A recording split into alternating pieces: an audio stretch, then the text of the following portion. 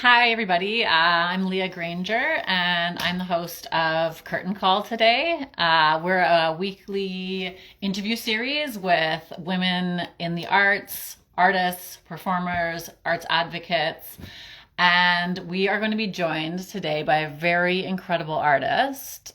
Her name is Naomi Grace, and she's just joining us now. Just going to invite her to join the conversation.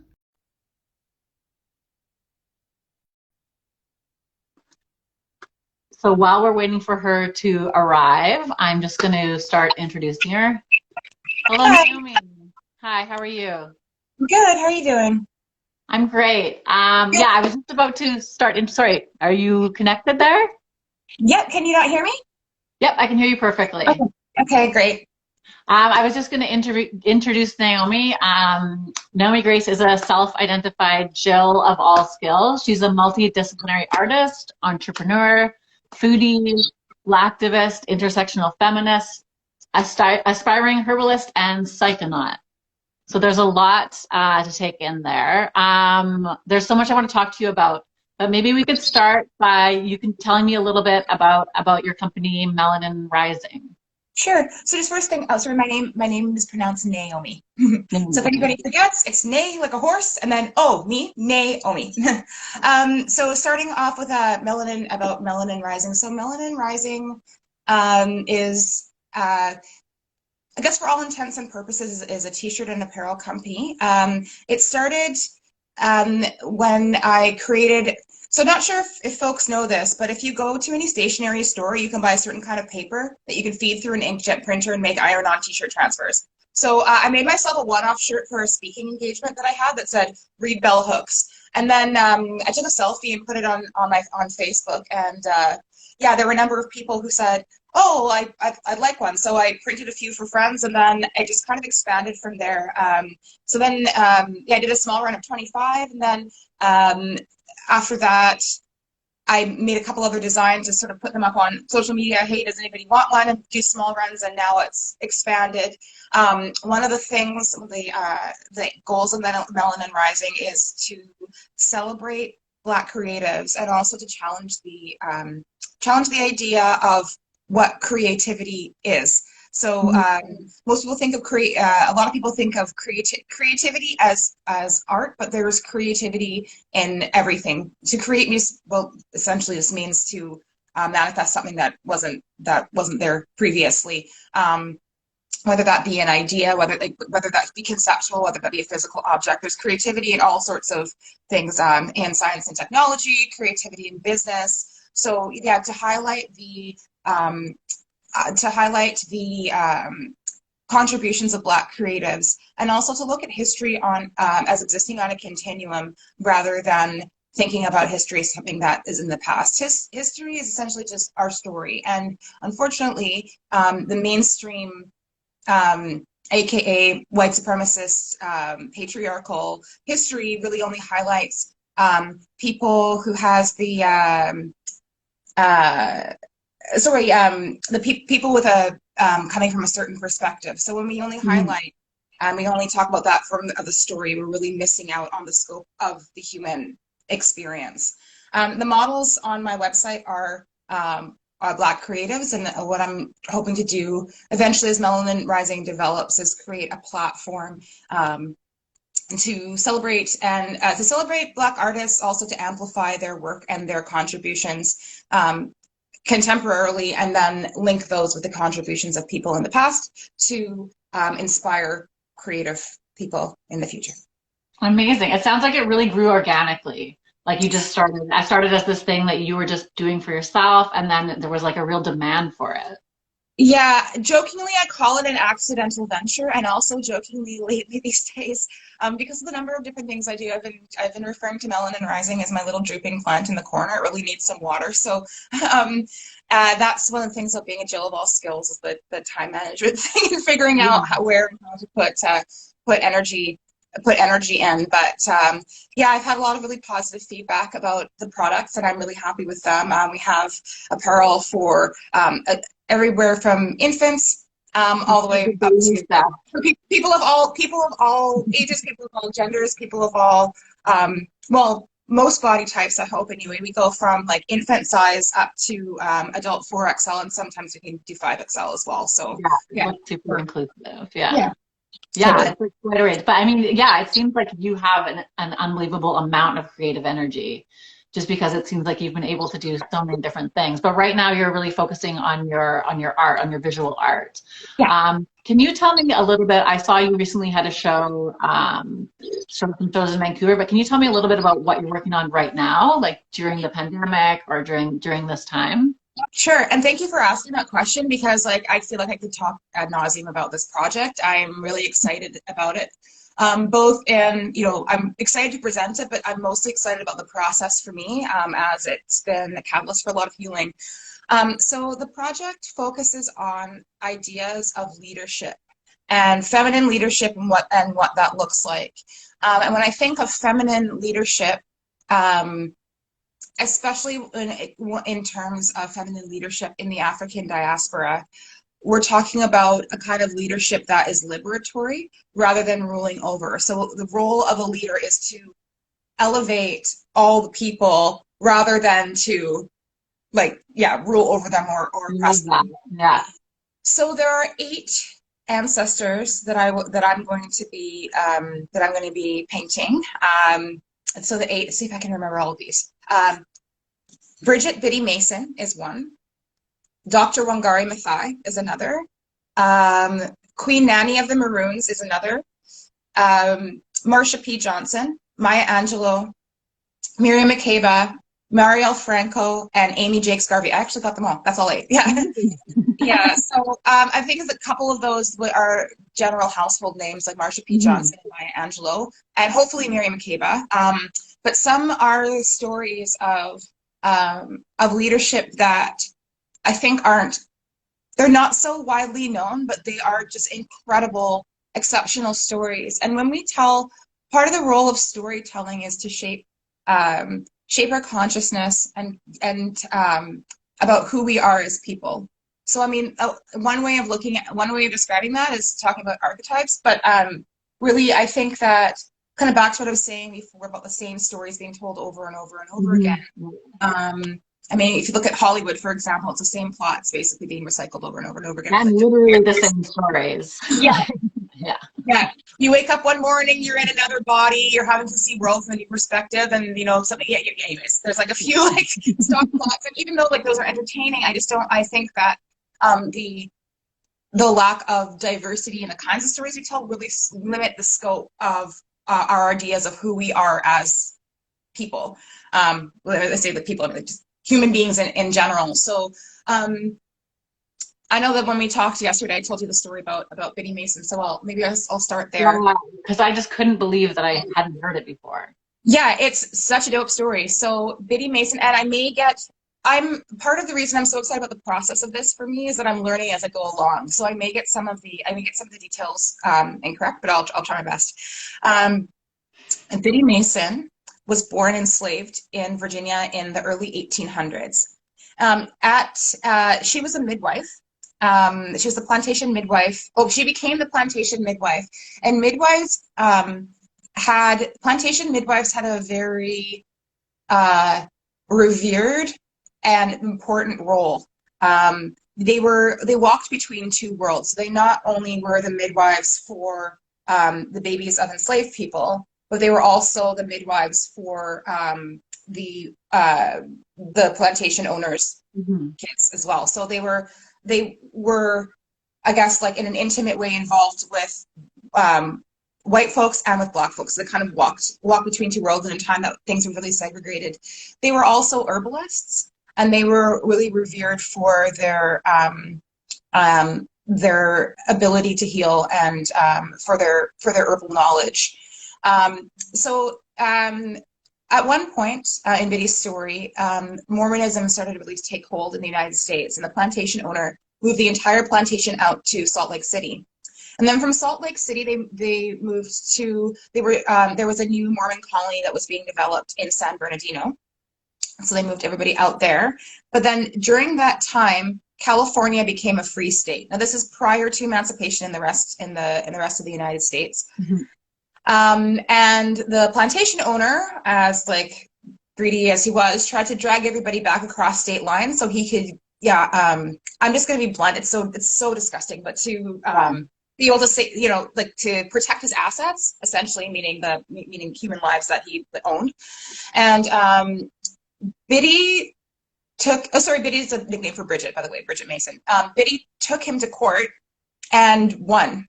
At that time, as a woman, as a Black woman, as a former slave, that was kind of unheard of, and it was monumental.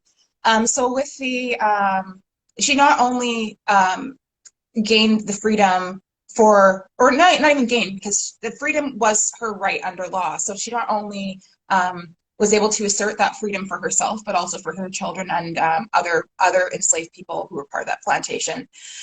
So with her, with the little money that she had, she bought a piece of property, which is now one of the most highest valued pieces of real estate in downtown Los Angeles. But that was before like all the urbanization of that area. But that was the kind of at the beginning of the urbanization of that area. So her the value of her investment appreciated so much that she became one of the most wealthy people in the United States at that time. Now, I just want to say again, this was the 1800s. She was a woman and she was Black. So this is, again, like totally contrary to most stories that we hear and understand about the role of women and Black women, particularly at that time. She became because of her expertise and her knowledge of midwifery, she became a nurse. She also, so she opened hospitals, she opened schools, she opened churches, she helped to mentor other young entrepreneurs. So her whole life was a life of service and a life of giving. And one of the quotes, the most famous quote of hers is, "The open hand is blessed, for it gives in abundance, even as it receives," which to me meant a lot, because it actually means that this is what the tattoo on my hand means. Quote. Yeah, because in many traditions, your right side of your body is your giving side and your left is receiving. Part of my ancestry is Celtic, and a clodagh is a ring. So it means like when you have the point of the heart pointing in, it means you're looking for love, and then in it means you found love, and if it's pointing out, it means you're looking for love. Again, I might be getting that wrong. Do you know what ring I'm talking about? Have you seen those before? Yeah, with a little Yeah, it's a heart with two hands holding it. Yeah, so that's the same kind of idea. So the point of the heart is pointing in, talking about like self-love, but it's on my giving hand. So it's that idea of the more love I give myself, the more capacity I have to give to others. So that really ties into what you said. Totally Beautifully. Yeah. So that when I heard that story, and especially when I heard the quote, it really, really, really resonated with me and my own personal ethos. And so as a part of these pieces, so kind of back to the art practice part, as a part of these pieces, I'm incorporating plants. So plants are a major part of, well, I mean, obviously, because we're earthlings, or a major part of the human story, and our relationship with plants is essentially what sustains us. So in in every painting, there's going to be a plant that aids with the visual storytelling. Okay. And with the painting of Biddy, the plant is cotton. And the reason why I chose cotton is because cotton at that time was not only a tool of oppression, but it was also a tool of liberation. So cotton as a tool of oppression, as I think is widely known, that was one of the main agricultural crops that were used as that were used in plantations that employed slavery. But at the same time, so a role of I'm trying to find a way of saying this that's not triggering and violent, but it is kind of what it is. Often what happened on those plantations with women particularly, there were violently forced pregnancies. And cotton root is an abortive. It's also a medicine that's used a lot. That was widely used if women carried past term to help to induce labor. But essentially, if a woman was forcibly impregnated, she would go to the midwife and say, this is what happened. The midwife would give her cotton root so that she didn't have to go through with a pregnancy and, you know, bring that child into the world who would in turn then be a slave. So eventually, the white plantation owners found out about it and created a law about it. But for a really long time, cotton was a way that women could still have autonomy over Yeah. their bodies. So the dualistic nature of that cotton, I found to be really interesting in my research, and and Biddy being a midwife, that may have been something that, I mean, I don't know for a fact, but that may have been something that she employed in her midwifery work. And it really ties into like the power that the women who had that role had at that time. Yeah, for sure. I mean, being a midwife is a powerful role anyway. You're essentially Yeah. like the concierge of life. Like, as you know, like life is traveling from like one realm of existence to another. You're that person to like, welcome that Mhm. life into this realm. So, I mean, that in itself is like an amazingly powerful role in, in human society. But yeah, Absolutely. And it yeah. sounds like, can you tell us a little bit about your process as an artist? It sounds like there's like a lot of research that goes on, and that you're really like exploring a lot of different people, their stories, how they Yeah. speak to you, and what they mean. Like, tell us a little bit about how you decide what to include.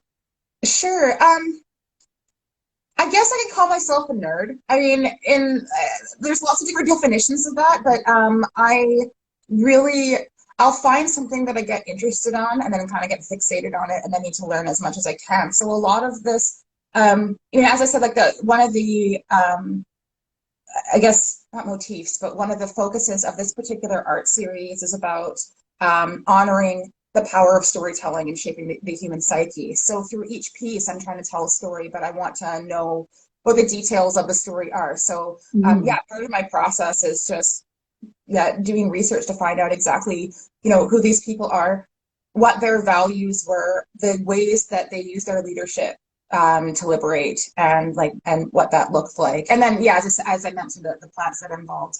One of the many facets of the things that I do is and this is a kind of a new thing that I'm getting into is herbal medicine, particularly Mhm. Afro-Caribbean herbal medicine. And so yeah, I really just wanted to. I feel like I'm repeating myself. Sorry. I really just wanted to No, speak to the no, not at relationships. all.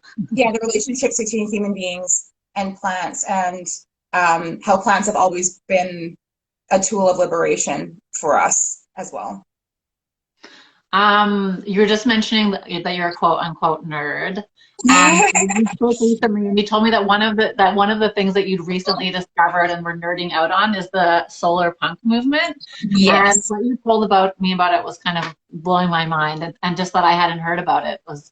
So can you just tell me a little bit about the stuff that you've sort of like recently been educating yourself on?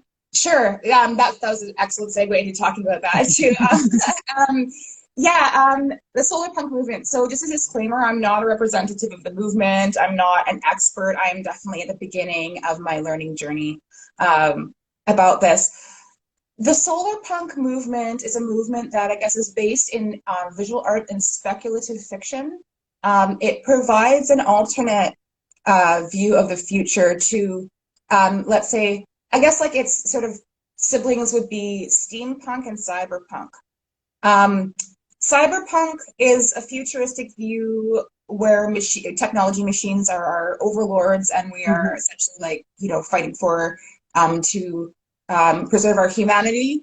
And it's like, concrete metal, the kind of dark. Whereas solar punk, the aesthetic is more bright and colorful, lots of foliage. It's this idea that technology and automation can bring us closer to the earth and closer to humanity. It rejects fossil fuels and embraces renewable resources and closed loop systems. It uplifts things like youth maker culture, reusable and repurposed materials.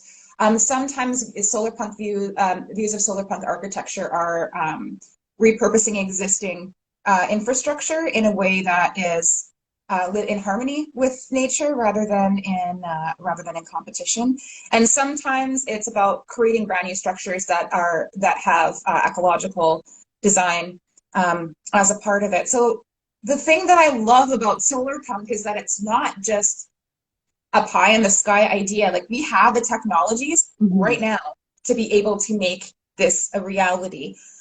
The way that our economic system is set up doesn't really allow necessarily for those technologies to be utilized in the way that they are, that they're talked about in solar punk. But that is also, I think that there are some of us, especially folks that have more access to economic means, are able to make this a reality. I guess I started getting into, and I didn't really realize there was a name for this, Jacques Mhm. Fresco and the Venus Project. If Mhm. anybody wants to Google that, that's looking at resource-based economies. I don't know if he was an urban planner or like what, or an inventor or what his engineer, but it was essentially he was looking at creating cities that have a concentric circle model that are based on a resource-based economy. Essentially, that everybody has all of their basic needs met. Everybody has housing. Everybody has food, access to clean water, et cetera, et cetera. And Which we have the the capacity to do right now, you know. pardon me. We have the capacity to provide that. We do well in a way. Like It's I just that like one of the things that I truly, truly believe is there's more than enough on this planet for mhm, everybody. exactly. Right now, just unfortunately, the systems that we have set up are holding some of those resources hostage, and Exactly. that's the way that a small amount of people can maintain control is by um, allocating those resources based on money, essentially. But that it doesn't have to be like that, and I don't think that there's any perfect system right now that's in existence, but that doesn't mean that we can't keep imagining and creating one. And Mhm. therein lies the role of the artist. To be able to envision, to imagine. Like I was talking to a friend last night. She says, "Yeah, do you think that we would have iPhones without Gene Roddenberry and like how he thought that up through Star Trek?" I'm like, "Yeah, probably, maybe not." Like a lot of these things that come out of science fiction, a lot of these things that come out of literature, out of art, out of fantasy. Yeah, That's absolutely. kind of the root for us to be able to then expand and make those things a reality. Well, that was Um, you were saying when we spoke earlier that about the artist's role in creating consciousness or in like in providing like that creativity that can allow people to imagine this other thing, this that something else might be possible. Yeah, absolutely. And in a way, I think that's what I'm trying to do with my art Mhm. series too, and like using that as a vehicle for um, teaching about. Well, I mean, teaching about Black history, yes, but just teaching about like different ideas of leadership and different facets of the psyche, and trying to like. I mean, art speaks to us on a spiritual level. Art speaks to us on art. We recognize subconsciously we react to things like symbols, and I mean that's a whole like other conversation for another time maybe, but I mean I think that art and artists really have a deep deep deep power to to create to shift our consciousness. And I saw something actually on your Instagram that was like sort of speaking to this about how children and babies sort of dance before they can walk and sing before they can talk. Just how we like connect with art in a very like yeah, in a spiritual way before we have any other way of communicating.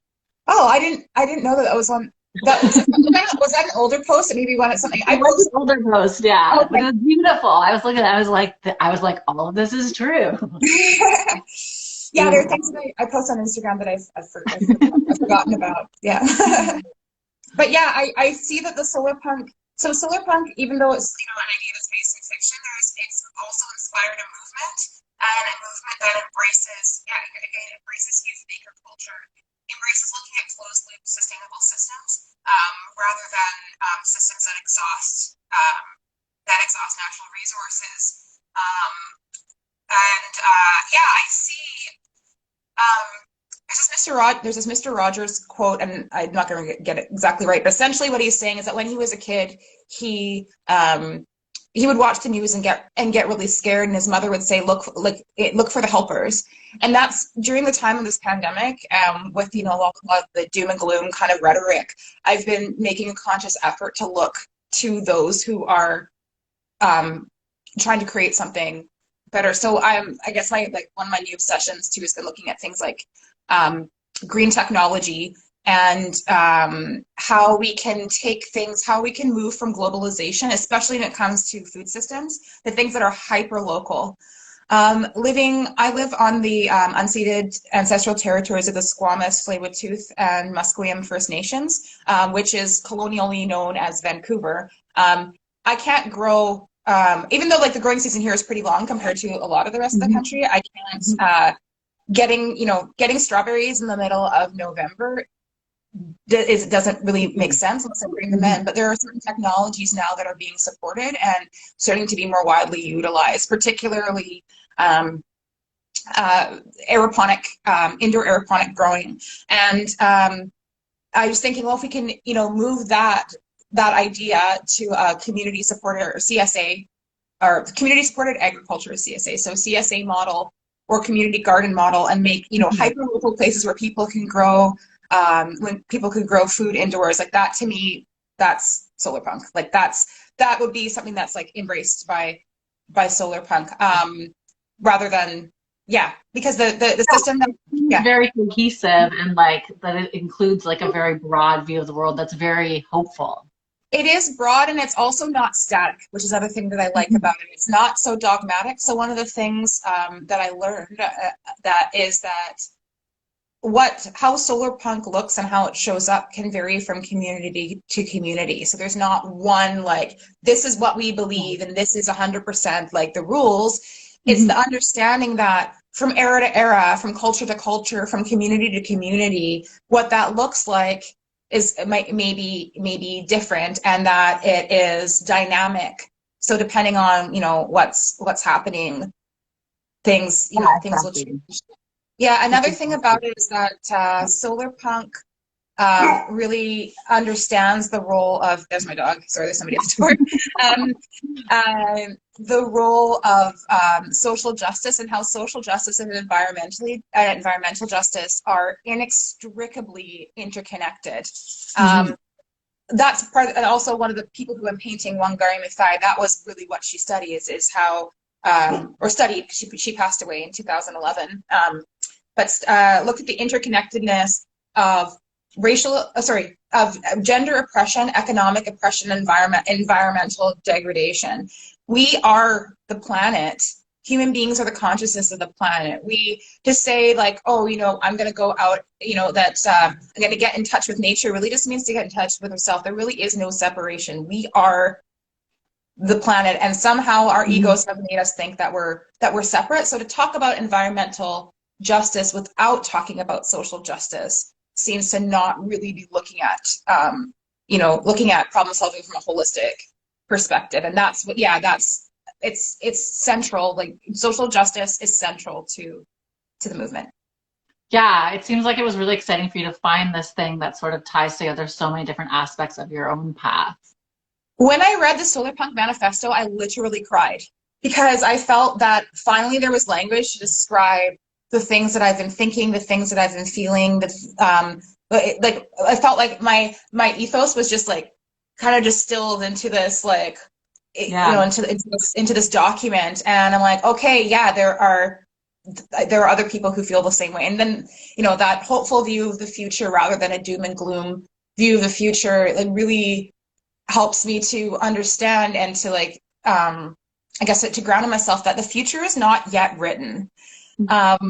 We are the ones who decide that. We're the ones who write that. So say like this is we're headed for disaster. Well, we might be, but the future is hopeful. It might be, but that is up to us, and we still have the power to be able to create that. And that was really hearing that, reading that, having that reflected back to me, and knowing that's something that I've carried with me. It really I felt seen and heard and understood.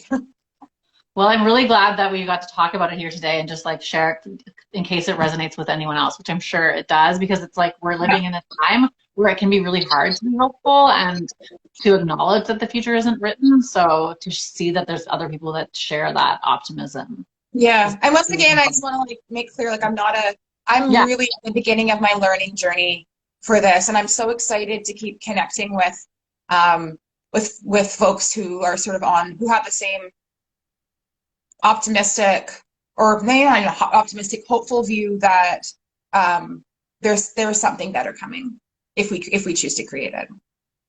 Yeah, absolutely. I want to just circle back because you were talking about Melanin Rising as a plant that needed some water. So maybe you could just tell us a little bit more about that and where people can find it online. Yeah, just a little like shout out to that project. Sure. So when I say it's a plant that needs some water, what I kind of meant is I personally need to Oh. water it yeah, in the way that I think that I have the foundations there to create something really great, especially in the way that of being able to um, uplift and also create funding streams for Black artists. That's sort of the goal. It's going to be it's coming. Yeah, I see that.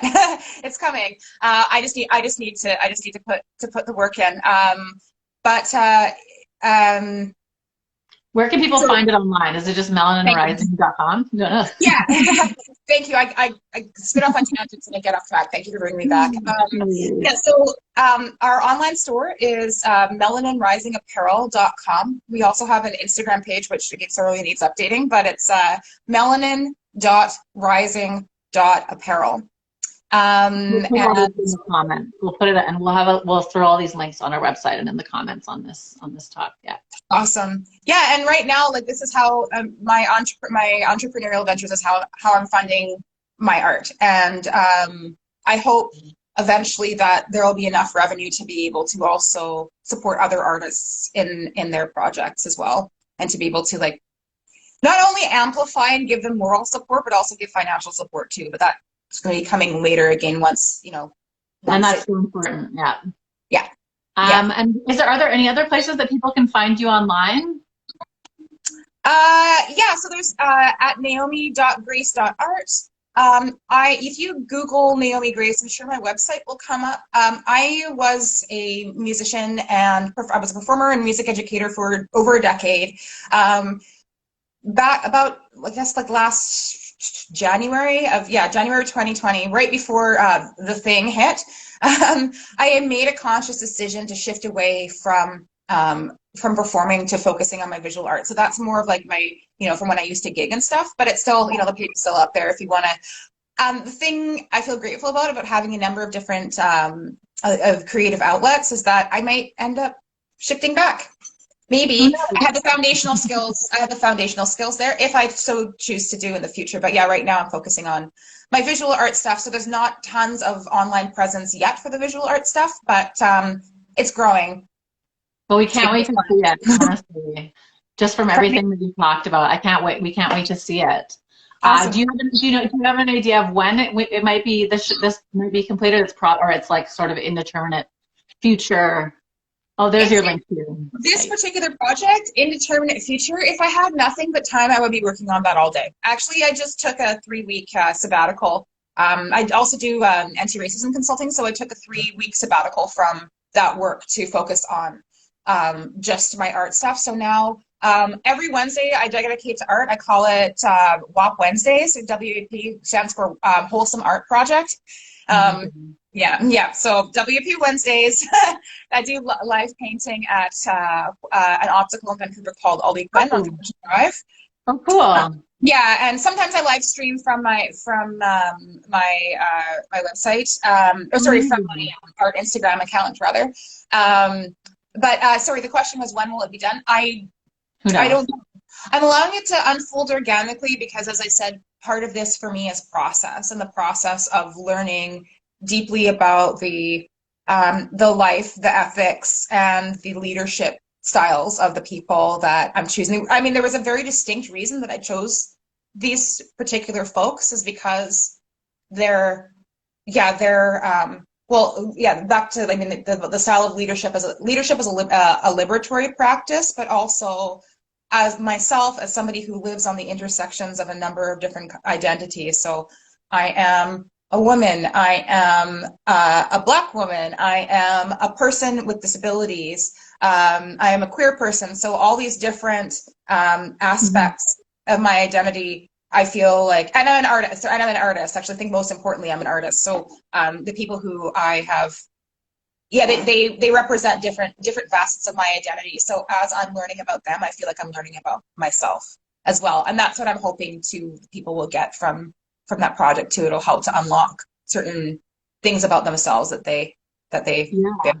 I Yeah. think when you invest in your process in that way, it shows in the artwork and what you can communicate. So Yeah, we'll see. I beautiful. mean, ideally, I'd like to have it done by May, but I don't want to put a timeline on it because Yeah. it's going to happen as it happens.